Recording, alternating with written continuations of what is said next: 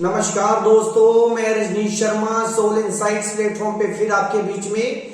आज शुक्रवार है, जैसा कि आप जानते हैं शुक्रवार का दिन हमने रखा हुआ है सिर्फ आपके द्वारा पूछे गए प्रश्नों का उत्तर देने के लिए।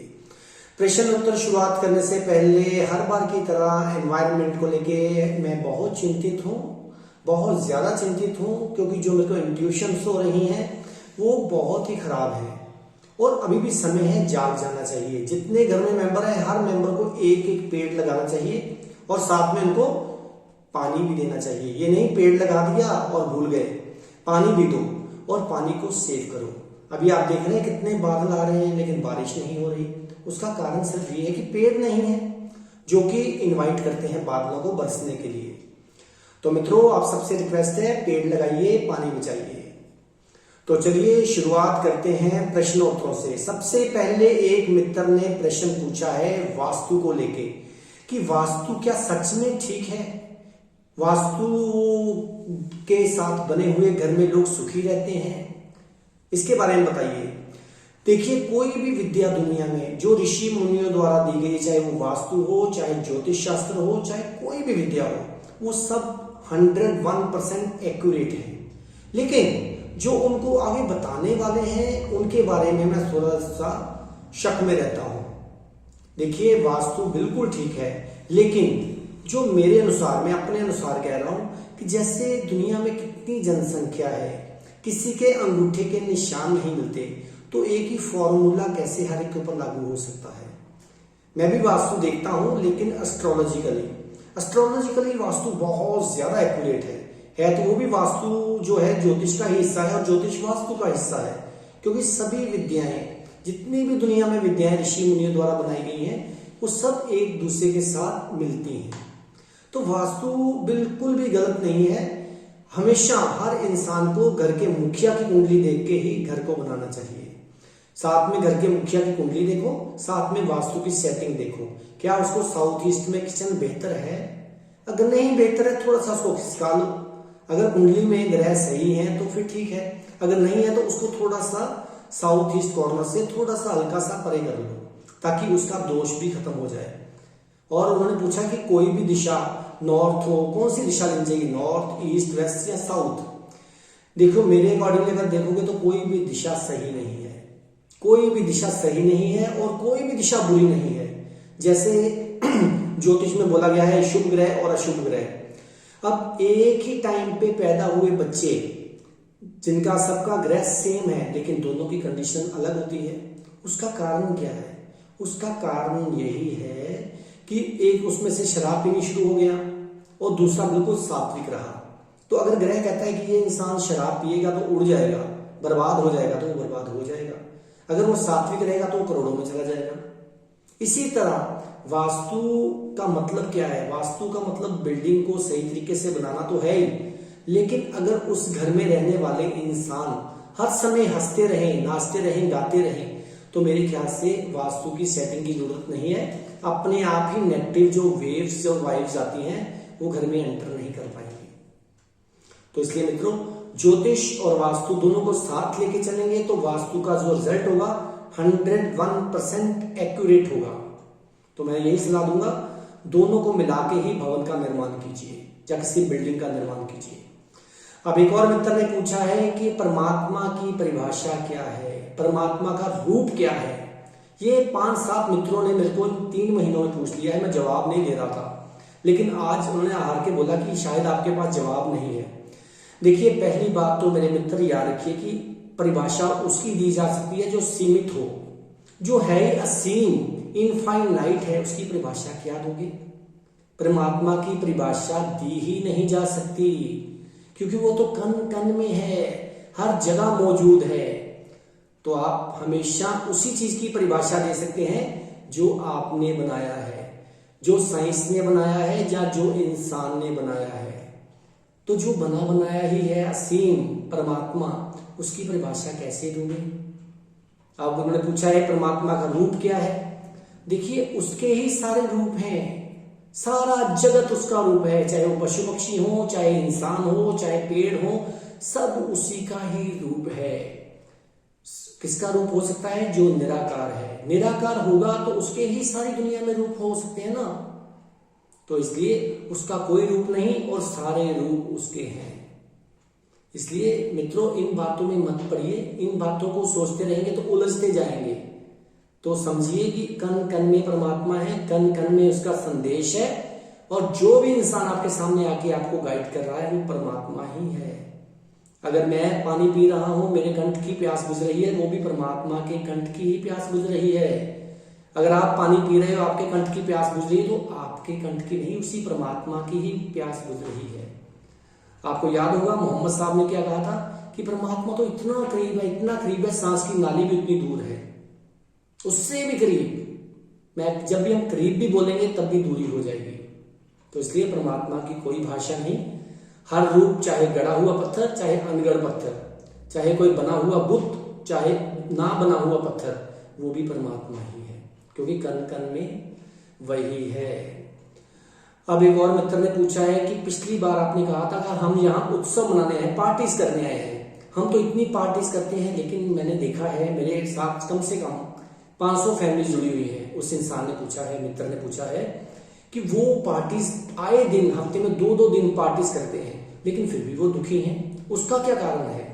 जितने लोगों को मैं जानता हूं, कुछ लोग ऐसे हैं जो शिपिंग में हैं, कुछ लोग हैं जो बहुत अच्छा काम करते हैं, गोल्ड का काम करते हैं, सिल्वर का काम करते हैं, लेकिन वो दुखी हैं। क्यों? सबसे पहले याद रखिए, जो आप पार्टीज कर रहे हैं, क्या वो आप कर रहे हैं कि शराब कर रही है? क्या आप दारू पीकर झूम रहे हैं, नाच रहे हैं, कि आप अपने अंदर से नाच रहे हैं? मैंने उस उत्सव की बात की थी जो आपके अंदर से उठे, जो आपको उसके साथ सीखे सिखाए की तरह नहीं करना चाहिए। जैसे किसी डांसर ने आपको सिखा दिया ऐसा स्टेप करो, ऐसा स्टेप करो, ऐसा स्टेप करो, वो तो एक डांस हो सकता है दूसरों के मनोरंजन के लिए। अपने मनोरंजन के लिए तो उत्सव वो है जो एक कीर्तन की तरह हो, कीर्तन की तरह। कभी इधर हाथ लग रहा है, कभी उधर हाथ चल रहा है, कभी इधर टांग चल रही है, कभी उधर टांग चल रही है, ये बिल्कुल नहीं सोचा जा रहा कि क्या कर रहे हैं। असली मित्र याद रखो, असली उत्सव वो है जो आपके अंदर से निकले। बाकी जितनी पार्टीज, हम आए ही हम पार्टीज करने हैं। मैंने पिछली बार भी बोला था, आप कह रहे हो कि मैं 500 फैमिलीज को जानता हूं जो आए दिन पार्टीज करती है, लेकिन फिर भी दुखी हैं। वो दुखी ही रहेंगे, क्योंकि वो दिखाने के लिए सब कुछ कर रहे हैं। नाच भी रहे हैं तो दूसरों को दिखाने के लिए, हंस भी रहे हैं तो दूसरों को दिखाने के लिए। तो इसलिए याद रखो, जो अंदर से निकले, जो बैठे बिठाए नाचने का मन करे, बैठे बिठाए हंसने का मन करे, चाहे आप घर में हैं, चाहे अपने काम पे हैं, चाहे कहीं भी हैं, जब मन में गाना उतरे तो गाना गाओ, हंसने का मन करे तो हंसो। लेकिन यहाँ क्या कहते हैं, अरे ये तो ऐसे हंस रहा है, इसको तो हंसने की तमीज नहीं है, इसको मैनर्स नहीं है। तो ऐसी बातों को बिल्कुल भूल जाइए, अपने अंदर की सुनिए, अपनी आत्मा की आवाज सुनिए। अब एक और मित्र ने पूछा है कि बच्चों के लिए सबसे इस समय जो घातक है वो क्या है? बच्चों के लिए इस समय जो सबसे बुरी चीज है वो है 2400 घंटे मोबाइल को चिपके रहना, 2400 घंटे नेट के साथ जुड़े रहना। उनमें से इतनी तरंगे निकल रही हैं, देख लेना आने वाले टाइम में किसी बच्चे की मेमोरी इतनी शार्प रह ही नहीं जाएगी। अब पुराने किसी बंदे को मिलिए, उससे बोलो 2 दूनी, वो कहता है 4। इस बच्चे को पूछो 2 into 2, वो कहता है एक मिनट को कैलकुलेटर निकालने दो, मोबाइल निकालने दो। तो आज हर बच्चे की मेमोरी ब्लंट होती जा रही है। उसका कारण है इंटरनेट, और ये जो बार बार आंखें गड़ा के देखते रहना मोबाइल पे। मोबाइल तब देखना चाहिए जब उसके लिए कोई काम निकल आए, कुछ इंफॉर्मेशन देखनी हो। तो ये थोड़ी 24 घंटे व्हाट्सएप देखे जा रहे हैं, ये देखा जा रहा है, वो देखा जा रहा है।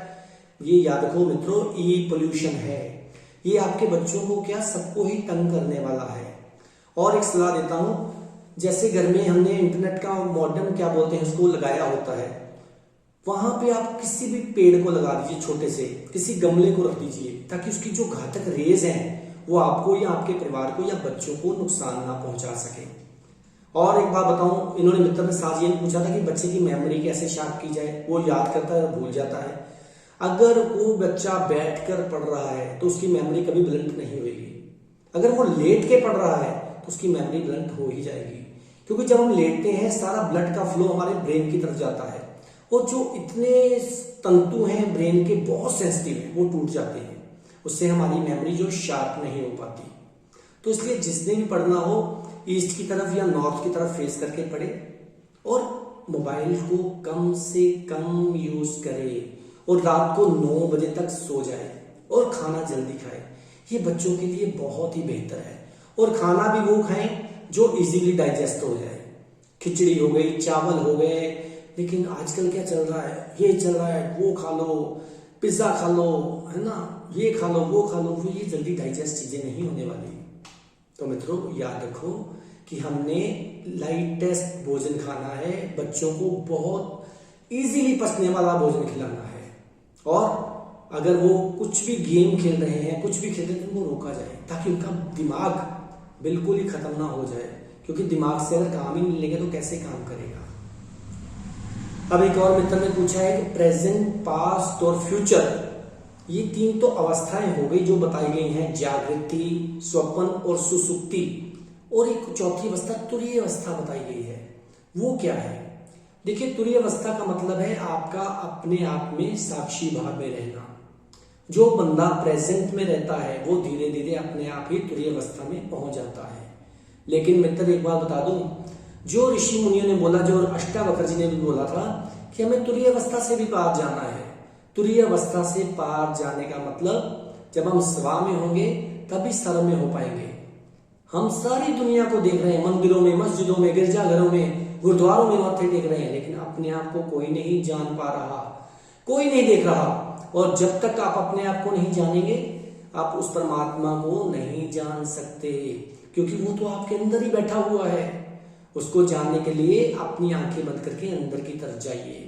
अंदर की तरफ जाएंगे तो देखना दुनिया कितनी चेंज हो जाएगी। और एक बात बताऊं, हर इंसान को धर्म को लेके वही बात किसी को गाइड करनी चाहिए जो उसको पता है। अगर एक बात पता है तो एक ही बात गाइड करे, ये नहीं कि किसी के ऊपर इंप्रेशन डालने के लिए एक की 10 बातें बना दे। ये महात्मा बुद्ध ने भी कहा था कि जिसको जो पता है वही बताए। जब ज्यादा बताएगा तो धर्म खत्म हो जाएगा। इसी चीज से अंधकार खत्म हो जाता है, हो सकता है। अगर आपको जो पता है धर्म को लेके, परमात्मा को लेके, वही बताएं, उससे एक्स्ट्रा ना बताएं। ये ना दूसरों को शो करें कि मैं बहुत ज्ञानी हूं। आप तो ज्ञानी बन जाएंगे, लेकिन अगले को अज्ञानी कर जाएंगे, अगले को अंधकार में ले जाएंगे। तो मित्रों, तुरीय अवस्था में रहना बहुत आसान है।